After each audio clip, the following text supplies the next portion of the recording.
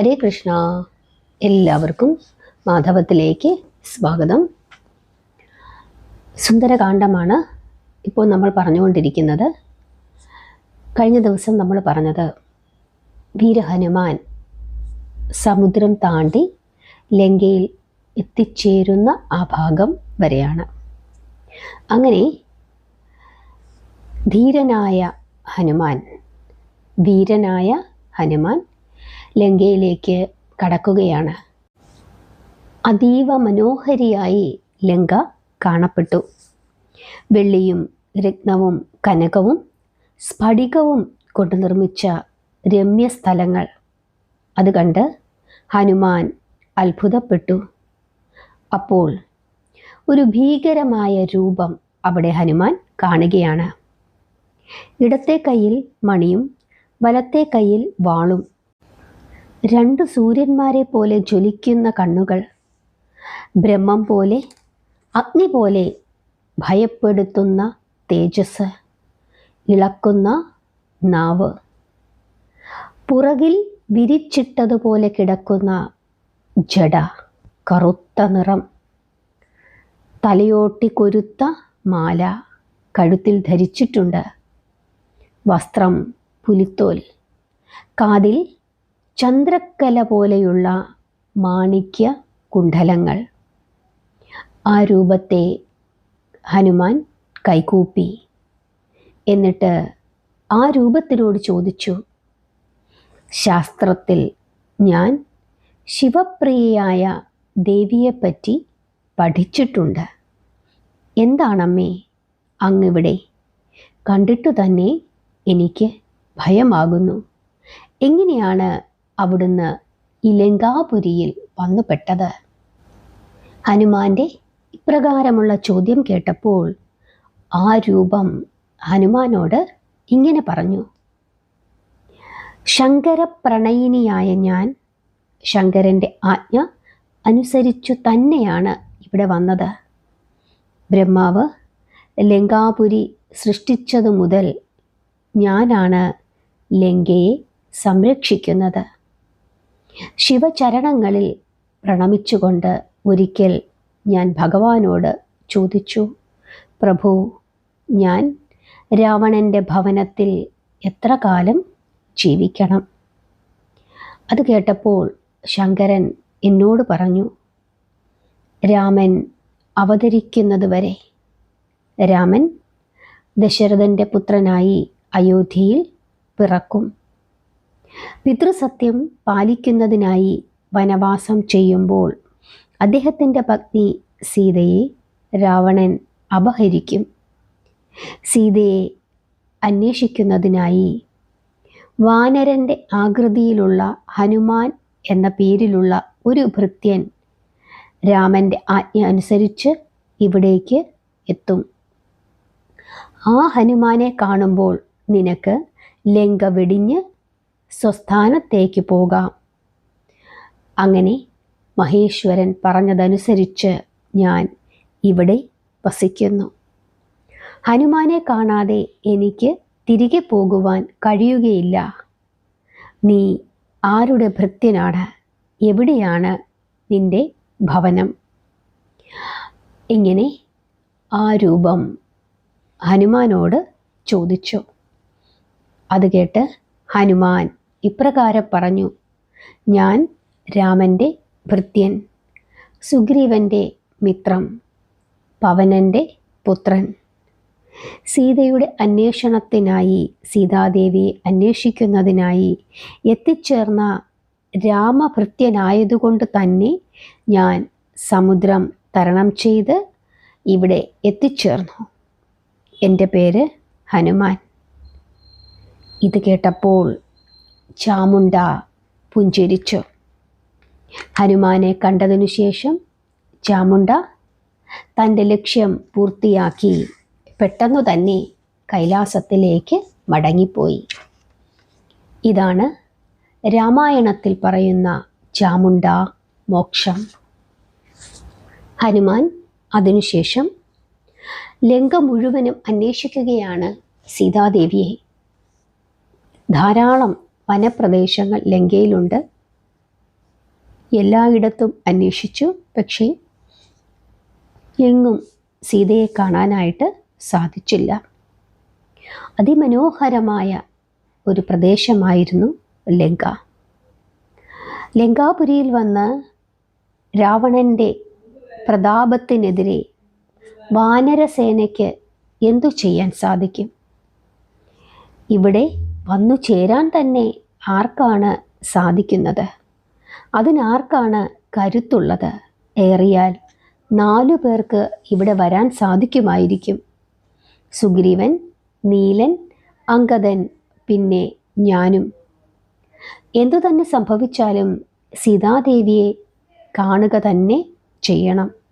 അതിനു വേണ്ടിയിട്ടാണല്ലോ ഇപ്പോൾ ഇങ്ങോട്ടേക്ക് വന്നത്. പിന്നെ എന്ത് സംഭവിച്ചാലും അത് വിധി എന്ന് മാത്രം കരുതാം. ശത്രുക്കളെ എങ്ങനെ കബളിപ്പിക്കും? രാവണനെ എങ്ങനെ തിരിച്ചറിയും? ശത്രുക്കളുടെ കണ്ണു വെട്ടിച്ച് എങ്ങനെ സഞ്ചരിക്കും? സീതാദേവിയെ ഇതിനു മുമ്പ് കണ്ടിട്ടില്ല. കണ്ടാൽ എങ്ങനെ തിരിച്ചറിയും? കണ്ണുനീർ ഒലിപ്പിച്ചും മലിന വസ്ത്രം ധരിച്ചും ഇരിക്കുന്ന ആളായിരിക്കും ഒരു പക്ഷേ സീതാദേവി. സീതയെ കാണാൻ ശ്രമിക്കുമ്പോൾ അപകടങ്ങൾ ഉണ്ടാകട്ടെ, ഏറിയാൽ മരണം തന്നെ. അതുതന്നെ ഒരു പക്ഷേ സംഭവിച്ചേക്കാം. എന്തുതന്നെയായാലും ദേവിയെ കാണണം എന്ന് വിചാരിച്ചുകൊണ്ട് ഹനുമാൻ കോട്ടയ്ക്കുള്ളിൽ കടന്നു. ചന്ദ്രൻ പ്രകാശം പൊഴിക്കുന്നുണ്ട്. ആ പ്രകാശത്തിൽ ലങ്കാനഗരം ശരിക്കും കണ്ടു. എങ്ങും മുത്തു പതിച്ചിരിക്കുന്നു. നഗരമാകെ സ്വർണ്ണമയം. ഓരോ കൊട്ടാരത്തിലും പ്രത്യേകം പതാകകൾ. രാജഭവനം അതിമനോഹരം. ഹനുമാൻ സ്വന്തം ഇഷ്ടപ്രകാരം പല പല രൂപങ്ങൾ ധരിച്ച് ഓരോ ഭവനങ്ങളിലും കയറിയിറങ്ങി. അതിവിശിഷ്ടമായ വിഭീഷണ ഭവനം, കുംഭകർണൻ്റെ മന്ദിരം, അങ്ങനെ എല്ലാ രാക്ഷസന്മാരുടെയും ഭവനങ്ങളിൽ ആരുമറിയാതെ ഹനുമാൻ കടന്നു ചെന്നു. എങ്ങും സീതയെ കണ്ടില്ല. രാജകുമാരന്മാരുടെ ഭവനങ്ങൾ എല്ലാം തന്നെ ഹനുമാൻ അരിച്ചു പെറുക്കി. രാത്രിയിൽ ലങ്കയിലെ എല്ലാ വസതികളിലും അകത്തു കയറി ഹനുമാൻ പരിശോധിച്ചു. ഒരു ഭവനത്തിലും സീതയെ കണ്ടില്ല. ഒടുവിൽ രാജാവിൻ്റെ അന്തഃപുരത്തിലേക്ക് ഹനുമാൻ പ്രവേശിക്കുകയാണ്. ഓരോ വാതിൽക്കലും ചെന്ന് അകത്തേക്ക് നോക്കി. വിവിധ തരം ആയുധങ്ങൾ അണിഞ്ഞ കാവൽക്കാരെ ഹനുമാൻ അവിടെ കണ്ടു. പുഷ്പക വിമാനം കണ്ടു. അതിൽ ചാടിക്കയറി. സാരഥിയായ പവനൻ അതിൽ ഇരിപ്പുണ്ടായിരുന്നു. അച്ഛനും മകനും ഒത്തുചേർന്നു. അച്ഛൻ സ്വസ്ഥാനത്തേക്ക് മടങ്ങി. ഹനുമാൻ രാവണൻ്റെ ശയനമുറിയിൽ എത്തിച്ചേർന്നു. രത്നം പതിച്ച കട്ടിലിൽ രാവണൻ കിടക്കുന്നു. 10 കിരീടങ്ങൾ ആ മുറിയാകെ പ്രകാശമാനമാക്കുന്നു. രാജദേഹത്തിൽ നിറയെ പലതരം ആഭരണങ്ങൾ. തലമുടി മേഘം പോലെ ചിതറിക്കിടക്കുന്നു. കസ്തൂരി, കുങ്കുമം മുതലായവ കൊണ്ട് സുഗന്ധപൂർണമായ ശരീരമായിരുന്നു രാവണൻ്റെ. രാക്ഷസ രാജാവ് ശൃംഗാരക്ഷീണത്താൽ മയങ്ങുകയാണ്. 20 കണ്ണുകൾ അടച്ചുകിടക്കുന്ന രാവണനെ കണ്ടപ്പോൾ, രാവണൻ്റെ ആ രൂപം കണ്ടപ്പോൾ ഹനുമാന് മനസ്സിൽ ഭയം തോന്നി. അവിടെ എങ്ങും സീതയെപ്പറ്റി യാതൊരു സൂചനയും ഹനുമാന് ലഭിച്ചില്ല. സീതാദേവി എവിടെ? എങ്ങും കാണുന്നില്ലല്ലോ എന്നോർത്ത് ഹനുമാൻ വിഷമിച്ചു. ഇത്രയേറെ കഷ്ടപ്പെട്ട് ലങ്കയിൽ എത്തിച്ചേർന്നിട്ടും സീതാദേവിയെ കാണാൻ സാധിച്ചില്ലല്ലോ. ഇനി സീതാദേവിയെ കണ്ടെത്താൻ എനിക്ക് സാധിച്ചില്ല എങ്കിൽ ഞാൻ ഇവിടെ തന്നെ ജീവൻ വെടിയും എന്ന് വീരഹനുമാൻ നിശ്ചയിക്കുകയാണ്. 70 യോജനയാണ് ലങ്കയുടെ കോട്ട. ഇനി എവിടെയാണ് അന്വേഷിക്കേണ്ടത് എന്ന് വിചാരിച്ചുകൊണ്ട് കരഞ്ഞു കരഞ്ഞാണ് ഹനുമാൻ അശോകവനികയിലേക്ക് ചെന്നത്. അവിടെ സീതാദേവി ഉണ്ടാകും എന്ന് രാമൻ്റെ മനസ്സിലിരുന്ന് ആരോ പറഞ്ഞു. കോട്ടയുടെ മുകളിൽ നിന്ന് പോകുമ്പോൾ തന്നെ ശരീരം മായാബലം കൊണ്ട് വളരെ ചെറുതാക്കിയിരുന്നു. വളരെ ഉയർന്നു നിൽക്കുന്ന ഒരു ശിംശിപാ വൃക്ഷം, അതിൻ്റെ ചുവട്ടിൽ അതാ സീതാദേവി മലിനവസ്ത്രയായി കണ്ണുനീർ വാർത്തുകൊണ്ട് കുനിഞ്ഞ് ഇരിക്കുന്നു. എന്തോ ആലോചിച്ചുകൊണ്ട് കരയുകയാണ് സീതാദേവി. 4 വശത്തും ആയുധങ്ങൾ ധരിച്ച ദാസികൾ, രാക്ഷസിമാരാണ് കാവൽ നിൽക്കുന്നത്. ചിലർ അങ്ങോട്ടും ഇങ്ങോട്ടും നടക്കുന്നു. ചിലർ സീതാദേവിയെ തുറിച്ചു നോക്കുന്നുണ്ട്. ചിലർ എന്തൊക്കെയോ ദേഷ്യസ്വരത്തിൽ പറയുന്നുണ്ട്. എന്തെല്ലാം അവിടെ സംഭവിച്ചിട്ടും എന്തെല്ലാം കേട്ടിട്ടും ഒന്നും മിണ്ടാതെ കണ്ണുനീർ വാർത്തുകൊണ്ട് അതാ രാമൻ്റെ ജാനകി ഇരിക്കുന്നു. ഈ സീതയ്ക്ക് വേണ്ടിയിട്ടാണ് വാനരന്മാർ എല്ലാവരും കിണഞ്ഞ് പരിശ്രമിച്ചത്. അതിനു വേണ്ടിയിട്ടാണ് അവർ മരണത്തെ പോലും ഭയക്കാതിരിക്കുന്നത്. ഹനുമാൻ വളരെയധികം സന്തോഷിച്ചു. ഈ ഒരു നിമിഷത്തിന് വേണ്ടിയിട്ടാണല്ലോ ഞാൻ ഇവിടേക്ക് വന്നത്. ഇങ്ങനെയൊക്കെ ചിന്തിച്ചുകൊണ്ട് ഹനുമാൻ സീതാദേവിയെ കാണുന്നതിനായിട്ടുള്ള സമയം എപ്പോഴാണ് വരുന്നത് എന്ന് ഓർത്തുകൊണ്ട്, എപ്പോഴാണ് ആരുടെയും ശ്രദ്ധയിൽപ്പെടാതെ ദേവിയെ കാണാനുള്ള അവസരം ലഭിക്കുന്നത് എന്ന് ചിന്തിച്ചുകൊണ്ട് ആരുടെയും കണ്ണിൽപ്പെടാതെ ഹനുമാൻ ഒളിച്ചു നിൽക്കുകയാണ്. ആ സമയം അവിടേക്ക് രാവണൻ എത്തിച്ചേർന്നു. രാവണൻ ധാരാളം തൻ്റെ രാക്ഷസിമാരായ കൂട്ടുകാരികളുമായിട്ടാണ് അവിടെ എത്തിച്ചേർന്നത്. അവിടെ വന്ന് സീതാദേവിയെ രാവണൻ കാണുകയാണ്. രാവണനെ കണ്ട ഉടൻ തന്നെ സീതാദേവിയുടെ ശരീരം വിറച്ചു. സീതാദേവി ഭയന്നു. രാവണൻ മധുര വാക്കുകൾ കൊണ്ട് സീതാദേവിയെ അനുനയിപ്പിക്കുവാൻ ശ്രമിച്ചു. പക്ഷേ കഠിനമായ വാക്കുകൾ കൊണ്ട് രാവണൻ്റെ ആഗ്രഹത്തെ സീതാദേവി നിരാകരിച്ചു. രാവണൻ നിരാശനായി സീതാദേവിയുടെ മുമ്പിൽ നിന്നും പോവുകയാണ്. തൻ്റെ വിധിയോർത്ത്, രാമനെയോർത്ത് സീതാദേവി വീണ്ടും നിലവിളിച്ചു. ആ സമയം അവിടെ ചുറ്റും കൂടിയിരുന്ന രാക്ഷസിമാർ സീതാദേവിയെ നിന്ദിച്ചു. സീതാദേവിയുടെ ബുദ്ധിയില്ലായ്മയെപ്പറ്റി അവർ പരിഹസിച്ചു. പക്ഷേ അപ്പോഴും സീതാദേവി അലമുറയിട്ട് നിലവിളിച്ചു കൊണ്ടിരുന്നു. ഹനുമാൻ ഈ കാഴ്ചയെല്ലാം കണ്ട് മനസ്സു വിങ്ങി രാമനെ സ്മരിച്ചു. അതിനുശേഷം അവിടെ കൂടിയിരുന്ന രാക്ഷസിമാരെല്ലാവരും ഉറങ്ങുന്നതിനായി ഹനുമാൻ കാത്തിരുന്നു. അർദ്ധരാത്രിയായി കഴിഞ്ഞപ്പോഴേക്കും അവിടെ ഉണ്ടായിരുന്ന രാക്ഷസിമാരെല്ലാവരും ഉറങ്ങാനായി സീതാദേവിയുടെ അരികിൽ നിന്നും അകലങ്ങളിലേക്ക് മാറിപ്പോയി. പക്ഷേ അപ്പോഴും പലരുടെയും നിരീക്ഷണത്തിലായിരുന്നു സീതാദേവി. എല്ലാവരുടെയും കണ്ണു വെട്ടിച്ചുകൊണ്ട് ഹനുമാൻ അവിടേക്ക് എത്തുകയാണ്. ഹനുമാനെ കണ്ടതും സീതാദേവി ഭയന്നു. ഒരുപക്ഷെ രാവണൻ്റെ കൂട്ടുകാരായ മറ്റു രാക്ഷസന്മാരാരെങ്കിലും തന്നെ ഉപദ്രവിക്കുവാൻ വേണ്ടി വന്നതാണോ എന്ന് പോലും സീത ഭയപ്പെട്ടു. ഹനുമാൻ തന്നെ സ്വയം പരിചയപ്പെടുത്തി രാമൻ്റെ ദൂതനാണ് എന്ന് പറഞ്ഞു. എങ്കിലും സീതാദേവി അത് വിശ്വസിച്ചില്ല. ഒടുവിൽ ഹനുമാൻ രാമൻ തൻ്റെ കയ്യിൽ തന്നുവിട്ട ആ അങ്കുലീയം, ആ മോതിരം സീതയെ കാണിക്കുകയാണ്. സീതാദേവി അത് കണ്ട് പൊട്ടിക്കരഞ്ഞു. ഹനുമാനെ വിശ്വാസമായി.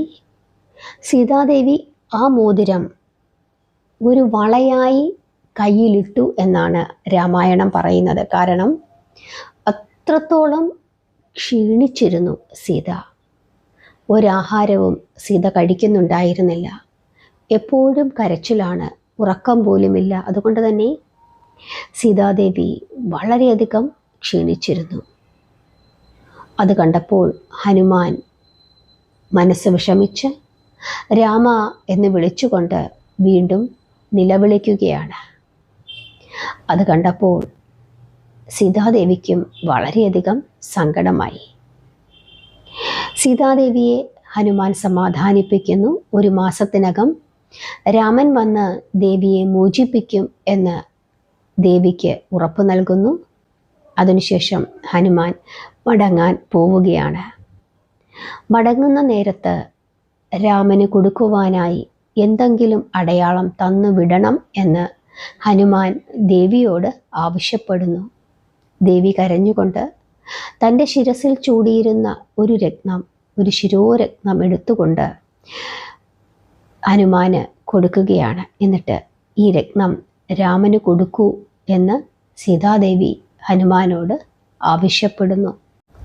ഹനുമാൻ 2 കൈയും നീട്ടി ആ ശിരോരത്നം സ്വീകരിക്കുകയും അത് തൻ്റെ 2 കണ്ണിലും വെച്ച് വന്നിച്ച് തൻ്റെ ശിരസിൽ ചൂടുകയാണ്. തൻ്റെ ശിരസിലേക്ക് ആ രത്നം ആരും കാണാതെ ഒളിപ്പിച്ചു വെക്കുകയാണ് ഹനുമാൻ. അതിനുശേഷം സീതാദേവിയെ വീണ്ടും വീണ്ടും നമസ്കരിച്ച് സീതാദേവിയെ സമാധാനിപ്പിച്ച് രാമൻ വരും എന്ന് ഉറപ്പ് കൊടുത്തതിനു ശേഷം രാമനുള്ള അടയാളവുമായി ഹനുമാൻ അവിടെ നിന്നും പുറത്തേക്ക് കടക്കാനായി ശ്രമിക്കുകയാണ്. അങ്ങനെ ഹനുമാൻ സീതാദേവി നൽകിയ ശിരോരത്നം ശിരസിൽ ബന്ധിച്ചു.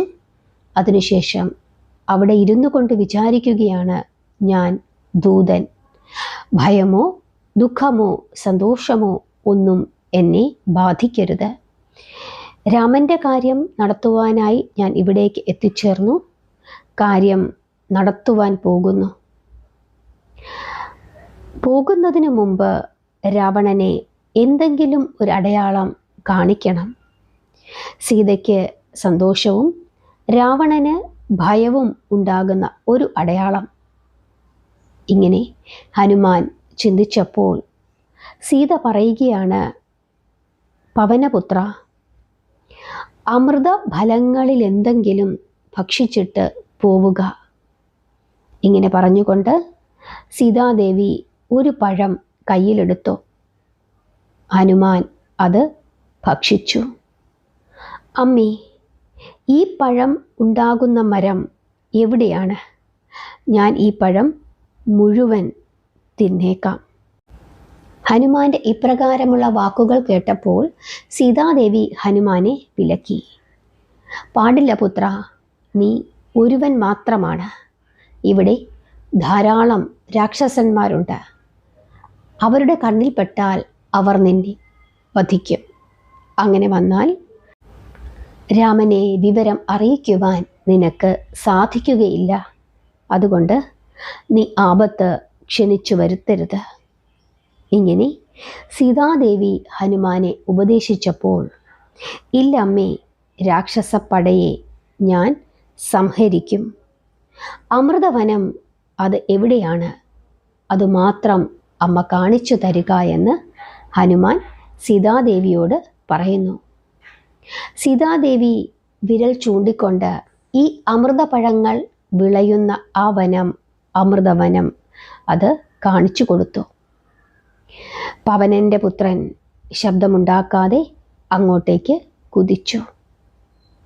4 വശത്തും വല കെട്ടി രക്ഷിച്ചിരിക്കുകയാണ്. ഒരു പക്ഷി പോലും വന്ന് അതിനകത്തേക്ക് കടന്ന് പഴം കൊത്താനുള്ള ഒരു അവസരം പോലും അവിടെ ഉണ്ടായിരുന്നില്ല. ഹനുമാൻ ആ വനത്തിൽ കടന്നു. അത് കണ്ടപ്പോൾ കുറച്ച് രാക്ഷസന്മാർ വിചാരിച്ചു, ഒരു കുരങ്ങനല്ലേ, അതവിടെ ഇരിക്കട്ടെ, ഇവനെ കണ്ടാൽ മറ്റു ജീവികളൊന്നും ഇങ്ങോട്ട് വരികയുമില്ല, നമുക്കൊന്നുറങ്ങാം. ഇങ്ങനെ വിചാരിച്ചുകൊണ്ട് ആ രാക്ഷസന്മാർ ഉറങ്ങാനും പോയി. ഹരേ കൃഷ്ണ. ഇനിയാണ് മഹാരസം. ആ രസം നമുക്ക് അടുത്ത ദിവസം നോക്കാം. ഇനിയുള്ള ഓരോ അധ്യായങ്ങളും വളരെ വളരെ വിലപ്പെട്ടതാണ്. അതുകൊണ്ട് തന്നെ ആ അധ്യായങ്ങൾക്കായി നിങ്ങൾ കാത്തിരിക്കുക. ഇന്നത്തെ ഈ കഥ നിങ്ങൾക്ക് ഇഷ്ടപ്പെട്ടു എന്ന് വിശ്വസിക്കുന്നു. നാമം ജപിക്കുക, പ്രാർത്ഥിക്കുക. ഹരേ കൃഷ്ണ.